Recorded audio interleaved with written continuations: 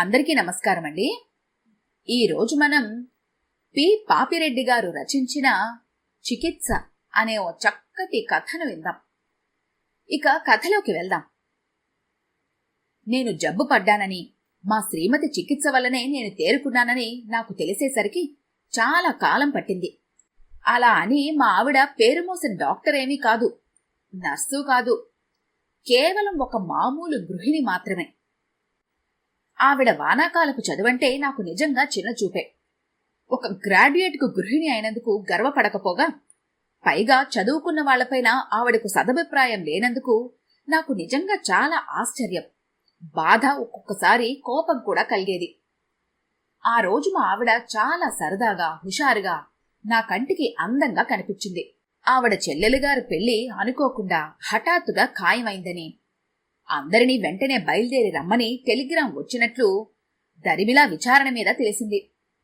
నాకు వెళ్లాలనే ఉంది. అయినా వాళ్ళందరికీ దూరంగా ఈ మారుమూల ప్రాంతంలో నిలబడిపోయి మనసు మొద్దుబారిపోయింది. ఒకసారి బంధు సమూహాన్ని పరికించే సదవకాశం లభించినందుకు ఎంతో ఆనందించాను. పెళ్లిపందిరి కిటకిటలాడుతూ భారంగా, నిండుగా, ఇప్పుడు ఇంకాసేపటికో ప్రసవించబోయే పూర్ణ గర్భిణిలా ఉంది. కానుపు చేయడానికి వచ్చిన డాక్టర్ అమ్మలా మా ఆవిడ కావలసిన ఏర్పాట్లు చేయిస్తూ కళ్యాణ గడియ కొరకు కనిపెట్టుకుని ఉంది. నేను పందిర్లో ఒక పక్క బంధుమిత్రుల పరివేషితుడినై ఏదో పిచ్చాపాటి మాట్లాడుతున్నాను. ఇంతలో తలంబ్రాలంటూ పురోహితుడు ప్రకటించగానే ముచ్చట్లాపి అందరము కళ్యాణ మండపం చుట్టూ చేరాము. తన స్వహస్తం మీద పెళ్లి జరిపిస్తున్న మా ఆవిడ నా వైపు చూడటానికి కూడా తీరిక లేకుండా పెళ్లి సంబరాల్లో మునిగిపోయింది. నేను తీరిగ్గా పెళ్లిపందిరి వెలుగులో అందరినీ ఒకసారి అనాలోచితంగా కలయ చుట్టంలో నా దృష్టి నాకు కొద్దిగా ముందు వరుసలో లైటు కింద నిలబడ్డ 2 జడల ఎర్ర అమ్మాయి మీద పడింది. ఫారిన్ నైలెక్స్ లో పొట్లము కట్టబడ్డ అందమైన నవయవనాన్ని చూసేసరికి నా నరాలు జివ్వుమన్నాయి. నేనేమీ నూనూగు మీసాల నవయువకుణ్ణి కాదు, అందమైన ఆడపిల్లల వెంట అల్లరిగా తిరిగే జులాయి వ్యక్తిని కాదు. పైగా మా ఊరిలో నాకు పెద్ద మనిషి అనే పేరు కూడా ఉంది. అన్నిటికంటే నా చుట్టూ నా చదువు సంస్కారముల పట్ల మా ఆవిడికి గల వల్లమాలిన గౌరవం తాలూకు పిట్ట గోడ ఉంది. అయినా నా మనసనే మదుపం వీటన్నింటినీ అనాయాసంగా దాటి ఆ అమ్మాయి సుందర వదనార విందంపై మెల్లగా వాలి మకరందం కోసం మొరాయించసాగింది. నేను తల తిప్పేసరికి మంగళసూత్రధారణ జరిగి అందరూ అక్షింతలు వేస్తున్నారు. వెంటనే నా చేతిలో ఉన్న అక్షింతలు అనుకోకుండా అమ్మాయి పైన పడ్డాయి. ఆ అమ్మాయి ఉలిక్కిపడి వెనక్కు తిరిగి చూసింది. కంటి కొనలలో ఎర్రజీర తాలూకు అరుణిమ చూసి అదిరిపడుతున్న నా గుండెను పెదాల చివర మొలకెత్తిన మాయమైన సన్నని చిరునవ్వు సేద తీర్చింది. కొండంత ధైర్యం కలిగింది. ఆ హుషారులో ఏదో తీయని పాట ట్యూన్ చేయబోతూ మెలకు వచ్చి ఆగిపోయాను. ఒక్కసారిగా గుర్తుకొచ్చినట్లు మా ఆవిడ వైపు చూశాను. ఆమె పెండ్లి కూతురి శిరోజాలలో చిక్కుకున్న బియ్యపు గింజలను దులుపుతోంది. నా ఈ చిలిపి చేష్టలు మా ఆవిడ సెర్చులైట్లకు అందలేదులేమ్మని తృప్తిగా నిట్టూర్చాను. చదివింపుల కార్యక్రమం కాగానే బట్టలు మార్చుకునే గదిలో దూరాను. అక్కడే ఏదో పని మీద ఉన్న ఆ అమ్మాయిని చూసి అట్టే రెప్పకొట్టడం మర్చిపోయాను. ఆ అమ్మాయి చిరునవ్వుతో "ఏం బావా, బావున్నావా?" అంది. ఉన్న కాస్తా మతి పోయింది. అట్లాగే నిలువుగుడ్లతో నిలబడ్డ నన్ను చూసి "గుర్తుపట్టలేదా బావా? నేను కామాక్షమ్మ కూతురిని, మీనాక్షిని" అంది. నా మెదడులో ఏదో మెరిసినట్టుగా అయింది. గుండె కొట్టుకోవడం, మెదడు పనిచేయడం ప్రారంభించింది. "నువ్వా మరదలా? సత్యం మామని తప్ప మరెవరినీ చేసుకోను అనేదానివి చిన్నప్పుడు, గుర్తుందా?" అన్నాను నవ్వుతూ. "పో బావా, అన్నీ అబద్ధాలే" అంది ముద్దుగా. "నిజమే మరి, మీ అక్క తొందరపడి నన్ను చేసుకోకుండా ఇందాక ఆగుంటే నీవన్నదాన్ని నిజం చేసేవాణ్ణి" అన్నాను. సిగ్గుల బుగ్గల్లో దూరగా అరవిచ్చిన మొగ్గల్లే అక్కడ్నుంచి వెళ్లిపోయింది. భోజనాల దగ్గర, పానుపుల దగ్గర, పరాచకాల దగ్గర మీనాక్షిని అంటిపెట్టుకునే ఉన్నాను. మధ్యాహ్న భోజనాలు అయినాయి. మంచం మీద వాలాను. మీనా కనబడక అరగంట అయింది. నా మనసంతా చిరాగ్గా, చిక్కుగా ఉంది. నిద్రమత్తులో ఉన్నట్లుంది మా ఆవిడ. ఆవులిస్తూ వచ్చింది. "అరగంట నుంచి ఎక్కడికెళ్ళావు?" అన్నాను కోపంగా.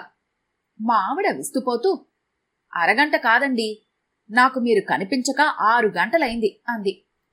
అప్పుడు గుర్తుకొచ్చింది నేను మాట్లాడుతుంది మా ఆవిడతోనని.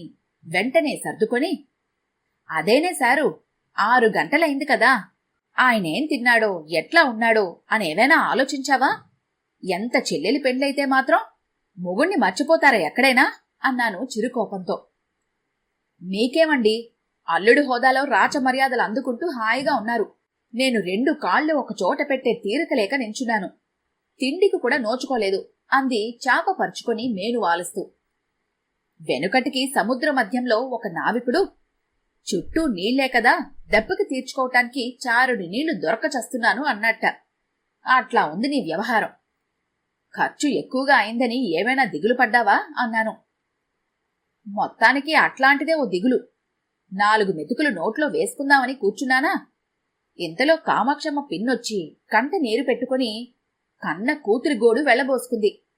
అది వినేసరికి కడుపు నిండి కంచం కడిగొచ్చేశాను అంది. కామాక్షమ్మ అనగానే చీకటి కొట్లో లైట్ వెలిగినట్లుగా నా మనసులో మీనాక్షి మెదిలింది. కామాక్షమ్మ కూతురికి ఏమైందే అన్నాను ఆతృతగా. ఆ అమ్మాయికేమైంది? ఆస్తి, అంతస్తు, అందము, చందము, చదువు, సాంప్రదాయము అన్నీ ఉన్నాయి. లేనిదొక్కటే మతి అంది. ఏది అలా కనబడలేదే, అన్నీ తెలిసిన ఆరిందలా ఉందే అన్నాను ఆలోచిస్తూ. అక్కడేనండి వచ్చింది చిక్కు. బాగానే ఉన్నట్టుంటుంది, ఉండి ఉండి రోకలి తలకు చుట్టమంటుంది. ఆ మధ్య ఒక అబ్బాయి తండ్రి అమ్మాయిని చూడటానికి వచ్చారట. అన్నీ సరిపోయాయి. అబ్బాయి ఉల్లాసంగా ఈల వేసుకుంటూ తల దువ్వుకుంటూ ఉన్నట్ట డ్రాయింగ్ రూంలో. గడప దగ్గరకు వచ్చిన పిల్ల ఊరుకోక, ఏమండి, మీరే నా పెళ్లి కొడుకు అందిట. ఆహా కాదు, ఆ వరండాలో ఉన్నాయన అన్నట్ట వెటకారంగా తండ్రిని చూపిస్తూ. ఇప్పటిదాకా ఆయనే అనుకొని సంతోషపడ్డాను, ఇప్పుడు తెలిసింది మీరని అందిట దిగులుగా. ఆ అబ్బాయి నిర్ఘాంతపోయి ఉన్నపలంగా వెళ్ళిపోయట, పిలుస్తున్న తండ్రిని కూడా వినిపించుకోకుండా. ఏమే నీ అహంభావం అందిట పిన్ని కోపం పట్టలేక. ఆ అబ్బాయికెందుకంత అహంకారం అందిట.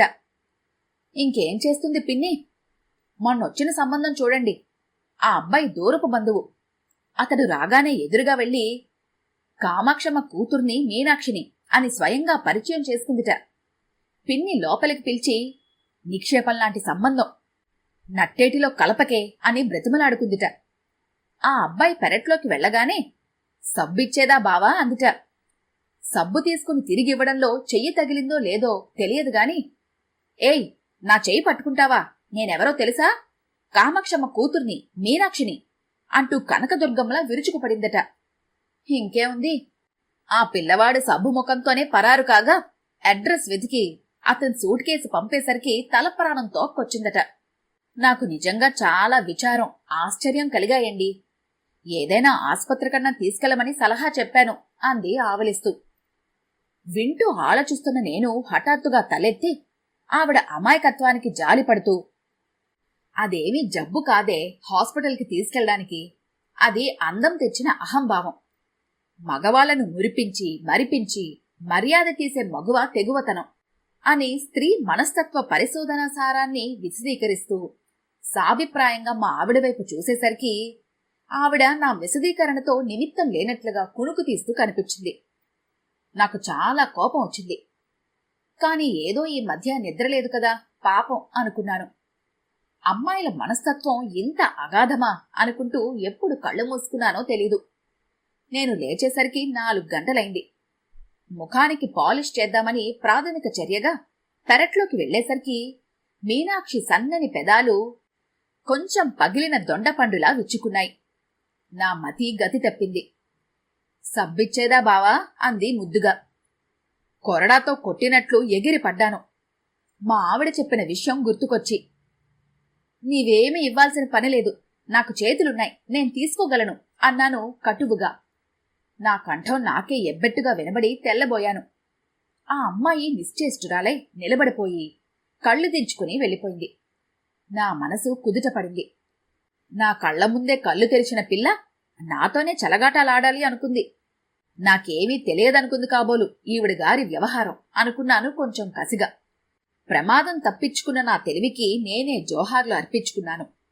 అంతే, ఆ అమ్మాయి ఆ తర్వాత నా కంటికి కనిపించలేదు. మా కామాక్షమ్మత్త ఆ రోజు మా ఇంట్లో కాలు పెట్టకపోతే మీనాక్షి కథ అంతటితో అంతమై ఉండేదే. ఒక పరమ సత్యం మరుగున పడిపోయేదే. స్వాగత సత్కారాలు పూర్తయిన తర్వాత కామాక్షమ్మత్త మంచం మీద శరీరాన్ని చేరవేసి తాపీగా మొదలుపెట్టింది. ఒరే సత్యం, అమ్మాయి పెండ్లి రేపు దశమికి నిర్ణయించాన్రా, మీరిద్దరూ తప్పక రావాల్రా అంది. అయితే అమ్మాయికి ఇప్పటికి కుదిరిందన్న మాట తెక్క అన్నాను. దానికేమి తెక్కరా అంది ఆశ్చర్యంగా. లేకపోతే ఇప్పటిదాకా సంబంధాలు ఎందుకు చెడిపోయాయి అన్నాను. నాకంతా తెలుసులే అన్నట్లు వ్యంగ్యంగా నవ్వుతూ. ఆమె ఒక్క ఉదుటున లేచి కూర్చుంది. అసలు సంబంధాలు చూడాల్సిన అవసరం ఏముందిరా? వాళ్ల బావ విదేశీ చదువు పూర్తి చేసుకుని ఈ మధ్యనే తిరిగొచ్చాడు. అందుకనే ఆపాము కాని సంబంధాలు చెడి కాదు అంది. నీవెవరి విషయమూ వినుంటావు అంటూ పూర్తి చేసింది. ఈసారి ఆశ్చర్యపోవడం నా వంతైంది. భోజనానికి రాపిన్ని అంటూ వాకిట్లోకొచ్చిన మా ఆవిడను సాలోచనగా చూశాను. ఆవిడ ముఖంలో ఎలాంటి భావమూ లేదు. గతమంతా జ్ఞాపకమొచ్చింది నాకు. సత్యం తెరచాటు నుంచి బయటపడింది. అప్పట్లో శకుంతల సంగతి కూడా అంతే అయ్యుంటుంది. శకుంతల అంటే మా ఇంటెదురుగా ఉండే ఒక అందమైన వనిత. ఆమె జడ చూస్తే నా మతి పోయేది. అంత పెద్ద వాలుజడతో కుర్రాలని ఉర్రూతలూగిచ్చేది. శకుంతల తలంతా నెరిసిపోయిందండి పాపం. వాళ్ళక్క అతి జాగ్రత్తగా జుట్టంతటికి రంగద్ది జడ వేస్తుందట అంది ఒకసారి మా ఆవిడ. అప్పటిదాకా నా హృదయం ప్రచ్ఛన్నంగా ఆరాధిస్తున్న శకుంతల స్వరూపం నా ఊహాపదంలో ముగ్గుబుట్టలాంటి తలతో కనిపించేసరికి ఒళ్ళు జల్లుమంది. ఆ తర్వాత మరెప్పుడూ శకుంతల వైపు తలెత్తి కూడా చూడలేదు. మనసులో మరో అర తెరుచుకుంది. విరిసిన మల్లెలా, కడిగిన ముత్యంలా ఉండేది మా పక్కింటి మొగుడు విడిచిన కనకం. కాదు కాదు, మొగుణ్ణి విడిచిన కనకం. నా చూపులు ఆమె అందాల వంపుల మీద వాలేవి. ఒకనాడు మా ఆవిడ, ఆ కనకం ఉంది చూశారు, దాని ఒళ్లంతా జలటండి పాపం, ఇప్పుడే మందురాసొస్తున్నాను అంది చేతులు కడుక్కుంటూ. అంతే, తెగులు తగిలిన మల్లెలా, రంగు వెలసిన ముత్యంలా నా దృష్టిపదంలో కనిపించిన కనకాన్ని మరెప్పుడు కన్నెత్తి కూడా చూడలేదు. గతమంతా నెమరు వేసుకునేసరికి నాకు జరిగిన అన్యాయం స్పష్టంగా కనిపించి ఒళ్లంతా వేడెక్కింది. సారూ కంఠం చీల్చుకుని రాబోయిన కేక గడపలోకి వచ్చిన కామాక్షమ్మత్తను చూసి ఆగిపోయింది.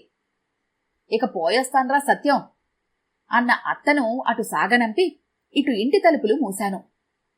శారద రెండు భుజాలు గట్టిగా గుచ్చుపట్టుకుని నా వైపు తిప్పుకొని, నువ్వు చెప్పావే పిచ్చిదని, ఆ పిచ్చిదానికి పెండ్లి కుదిరిందటగా అన్నాను సాధ్యమైనంత వ్యంగ్యంగా కళ్లల్లోకి సూటిగా చూస్తూ. ఆమె పెదవుల వంపులపై దరహాసం మెరిసింది. గండం గడవాలంటే ఒక్కొక్కసారి గరళం పోయాల్సొస్తుంది. మీ పిచ్చి దిగాలంటే దానికి పిచ్చెక్కించక తప్పలేదండి నాకు. ఇందులో నా తప్పుంటే క్షమించండి అంటూ తలదించుకుంది. ఆమె మోములో విరిసిన ముగ్ధత్వపు పవిత్రత నా మనసుని ఆకట్టుకుంది. ఇంత అమృత హృదయి అర్ధాంగి ఉండగా పరకాంతాపేక్ష పిచ్చిగాక మరేమిటి? అమ్మో, పైకి నంగిలా కనిపించే నా భార్యలో కూడా ఎన్ని తెలివితేటలున్నాయా అని తలుచుకుంటుంటే నా మనసు ఆనందంతో ఉక్కిరి బిక్కిరైంది. మా ఆవిడ చేసిన ఈ సున్నితమైన చికిత్సకు ప్రతిఫలంగా అర్పించాను అధరానికి అధరం, హృదయానికి హృదయం. ఈ కథ కనుక మీకు నచ్చినట్లయితే లైక్ చేయండి, షేర్ చేయండి. మరిన్ని ఇంట్రెస్టింగ్ కథల కోసం మా ఛానల్ని తప్పకుండా సబ్స్క్రైబ్ చేసుకోండి.